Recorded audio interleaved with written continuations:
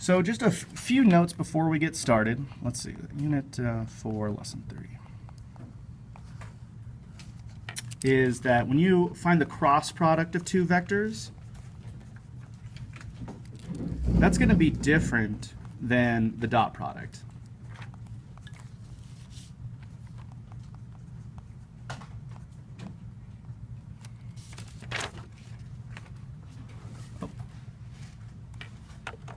Zoom out a little bit. There you go. So yeah, those two are different. Specifically, this is a vector, and this product is a scalar. Okay. So when we think about what direction this vector is going to be pointing, the cross product is going to give you a vector which is orthogonal to both vector A and B.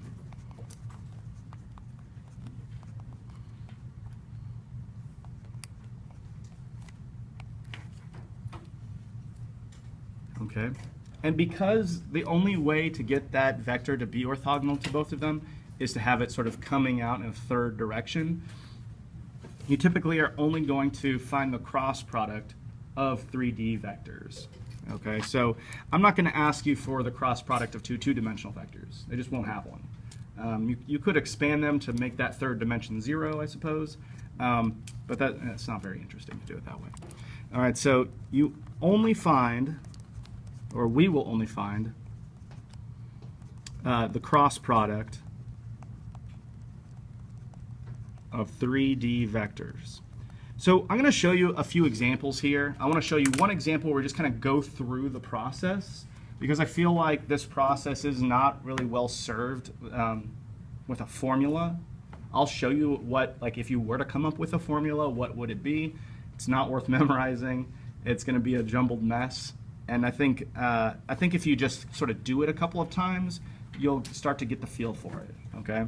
So let me show you how to calculate one cross product, and then I'll show you sort of generically what a formula would be if you were to have a formula, and then we'll do a couple more examples. So let's start by finding the cross product of 3, 5, 3 and 6, -2, 4. So you want to give yourself a little bit of room here. Finding the cross product is going to take some space. So there's like if you look online, there's going to be a bunch of different techniques to find a cross product, like different ways of sort of organizing your work. So I'm just going to show you what I think works best. But you know, if you have a tutor or something, they might show you a totally different method for doing this. So here's how I set this up. First thing you want to do is you're going to make you're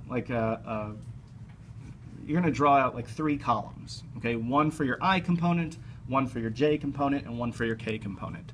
So I'm just going to write I, J, K. All right, and this little thing that is going to sort of help us keep all of our work straight. So I'm going to write my I components underneath I, my J components underneath J, and my K components underneath K. So here is like 3, 5, 3, and 6, -2, 4.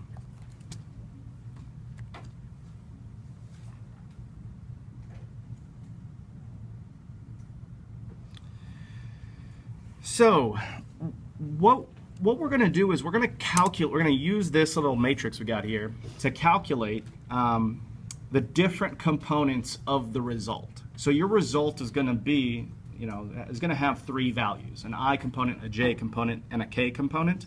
So I'm going to set up my answer so that it's ready to go. So I'm going to have like some work involved here, and I'm going to use that to find what my I component is. And I'll fill in these gaps in a little bit. I'll show you how to calculate each one.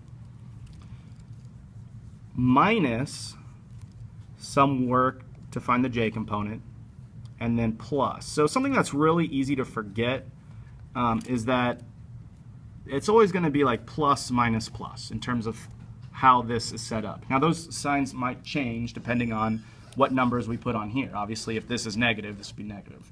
But as far as like sort of the default template here, it'll be plus, minus, plus. Okay, so to find these components, you are going to, this is going to sound kind of complicated, but the arithmetic is not too bad. You are going to find what is called the determinant of a submatrix, okay? So basically what that means is, for each one of these, we are going to create a 2 by 2 matrix and find the determinant of it. Now, you don't need to know what most of that means, okay? I'm going to show you how to calculate the determinant of a matrix, and it's really not that hard. You just have to sort of know what to do. So let me show you, like, make a little note out to the side. So if I want to find the determinant of some matrix, some 2 by 2 matrix in this form. Did y'all talk about determinants in Algebra 2? I know in our class we didn't. Did anyone talk about determinants of matrices last year? If you did, you probably don't even remember. That's okay. So anyway, to find the determinant of this 2 by 2 matrix, it's kind of like finding the cross product a little bit. But basically what you're going to do is you're going to multiply across, like A times D minus B times C. So this little calculation here is the number that you're going to put in each one of these boxes. Okay? So you might be thinking, okay, well that's great. You know, I have this little formula for finding the determinant of a 2 by 2 matrix, but it looks like I've got a 2 by 3 matrix here, right? So how's this all going to fit together? Well, for each one of these components, you are going to use your finger or your pen to cover up one of the columns. And so you will be left with a 2 by 2 matrix.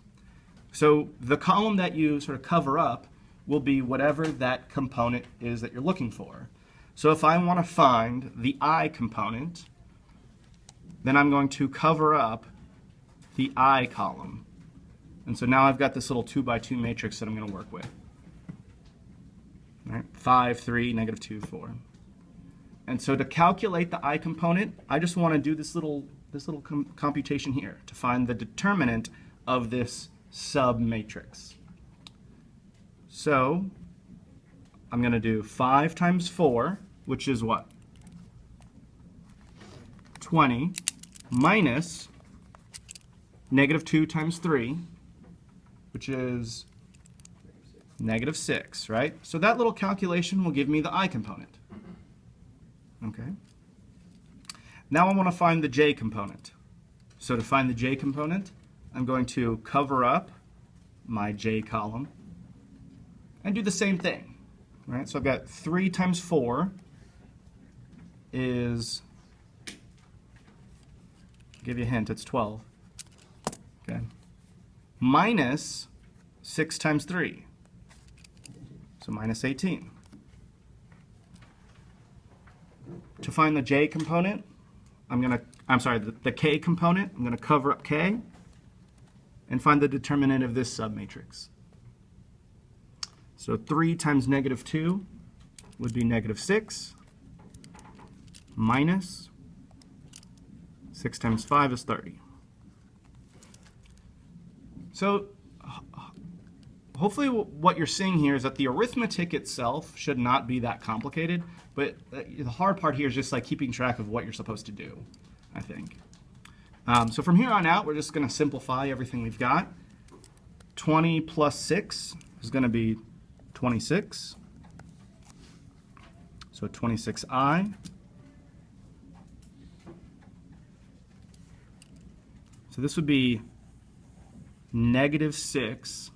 But minus negative 6 would be plus 6j. And then minus 36k. And that's it. If you wanted to write it as in component form, you'd just say 26, comma 6, comma negative 36. And so what this vector represents is a vector that is orthogonal to both of these and whose magnitude is equal to the area of the parallelogram formed by these two. It's kind of weird. How do y'all feel about that? All right, so let's do like All right, let's do 2 more examples, and then I want to show you something called projection and explain what that is.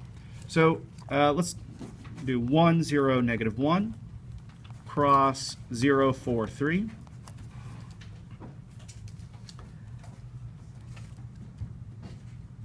All right, so I'm going to set up my little table here, I, J, and K. Basically, I'm setting up my 2 by 3 matrix, 1, 0, negative 1, 0, 4, 3.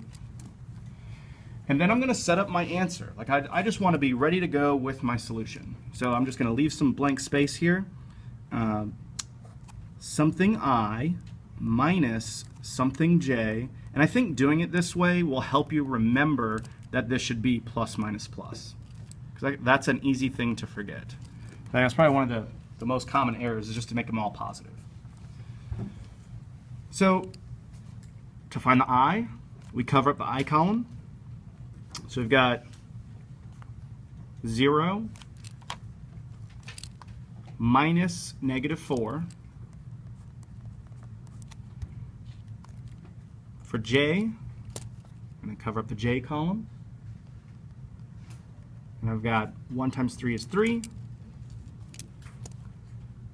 And then minus 0. That's pretty nice. Looks like the arithmetic here is going to be real nice to me. All right, so the K, I'm going to cover those up. So I've got 4 minus 0. It's really helpful when you have a couple zeros in there, I think. It sort of simplifies everything. So from there, you just simplify what you've got. So negative, the opposite of negative 4 would just be positive 4.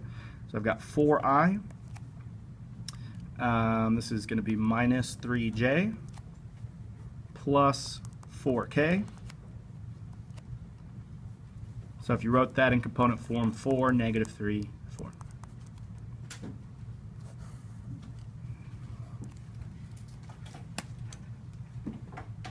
How are y'all feeling about this? Good? All right. Let's maybe do one more. Just kind of knock one out just so you can kind of see. How about y'all give me some numbers to work with? Let's make this interesting. All right, so give me some numbers to play with here. 7, okay. Negative 12. And another 7. All right. What else you got? Someone else give me a number. Any number. 5, okay.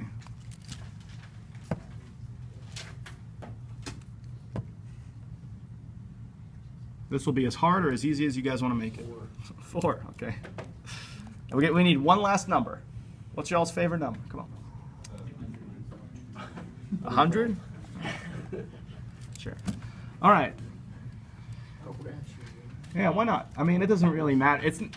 You'll have a calculator, so like the arithmetic should not be any harder or easier depending on what these numbers are. Like you're just literally going to type it in if it's more than you can do in your head.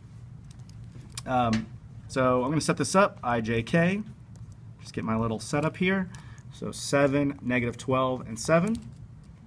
And then 5, 4, 100. And then I go to work. Yeah. So I've got something I minus something j plus something k.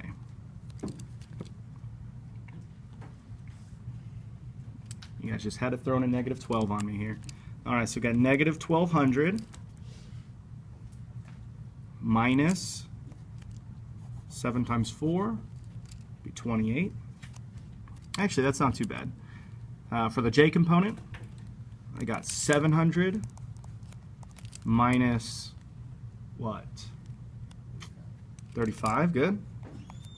And then for the k component, I've got 28 minus negative 60. Welcome back. Thank you.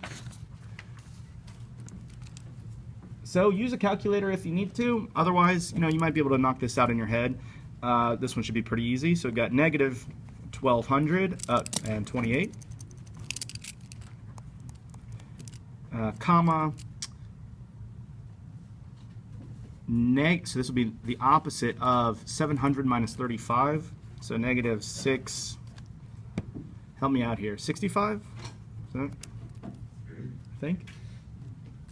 And then finally, 28 plus 60 would be 8. Look at that. We didn't even need a calculator for that.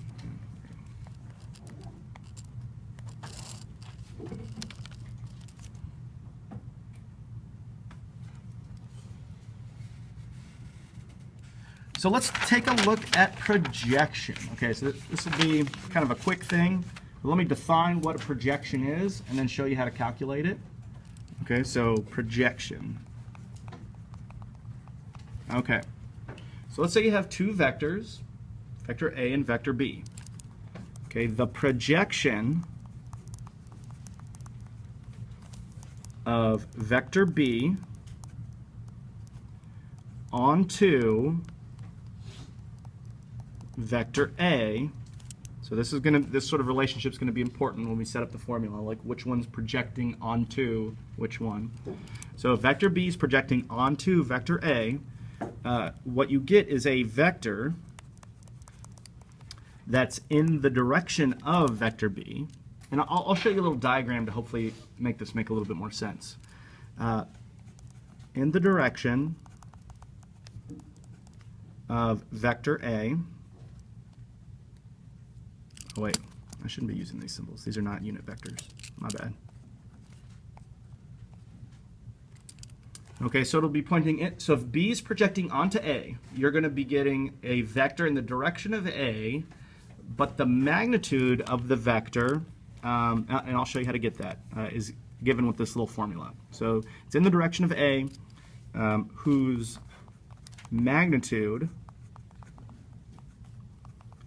is given by the magnitude of vector B times the cosine of theta. Now this little formula will make more sense once I sketch it out, I think.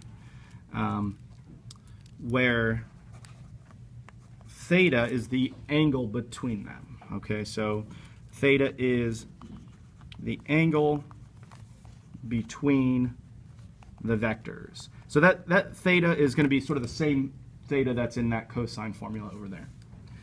So this is what I mean. Like if you have some vector A, we'll call this vector A, and you've got some other vector, call it vector B.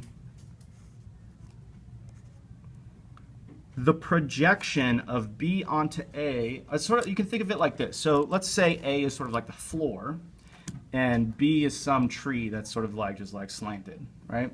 The projection of B onto A is going to be the shadow created by B, assuming the sun is like directly on top of it.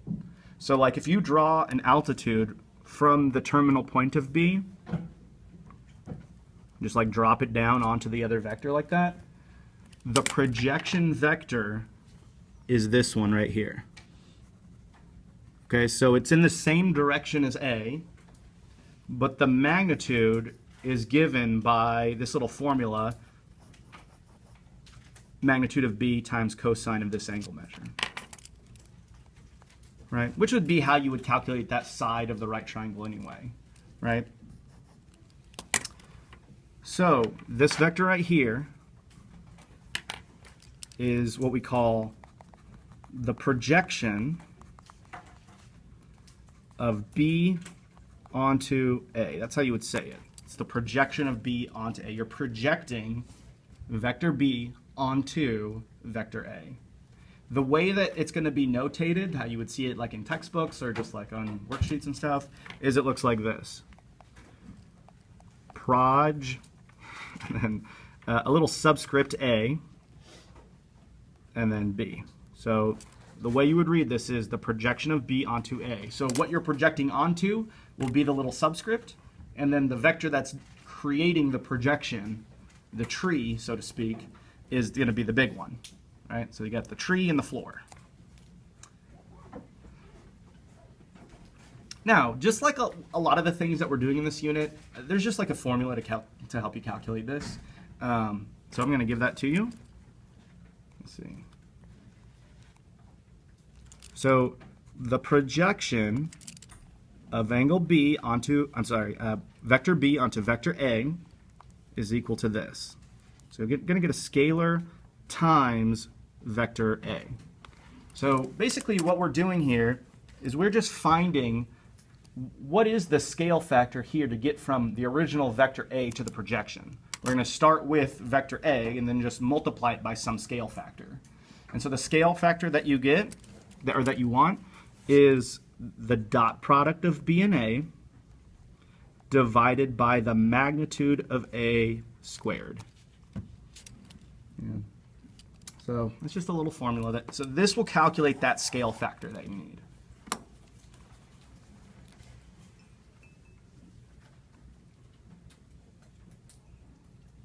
So again, just like with a lot of what we're doing in this unit, it's just like a lot of formulas. You plug in the numbers as long as you know what formula to use and where everything goes. You should be pretty good to go with a calculator. So let's do one. I think we got time for one example here. So let's say we've got two vectors u and v, where u is 7, 1, and v is 1, 2.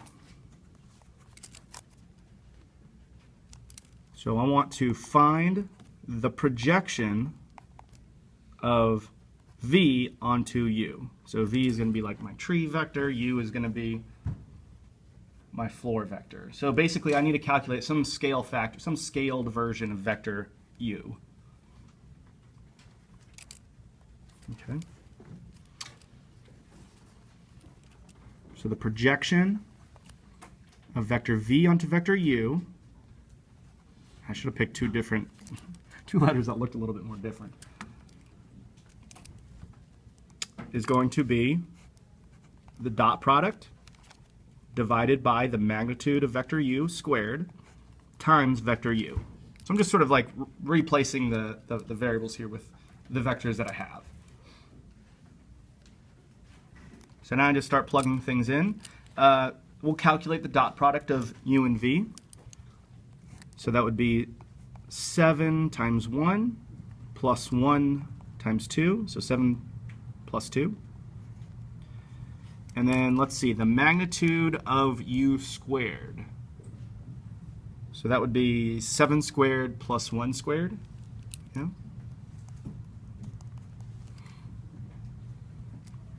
And then normally when you'd find the magnitude, you'd take the square root of that. But since we're squaring the magnitude, you could just leave it like that. All right, then times vector u, which is 7, 1. So whatever we get for this number, we're just going to distribute into that vector.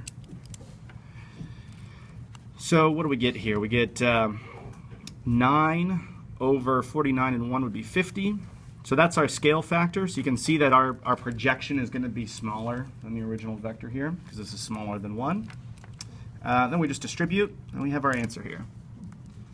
So let's see, 9 times 7 would be 63 over 50, and then 9 times 1 is 9 over 50.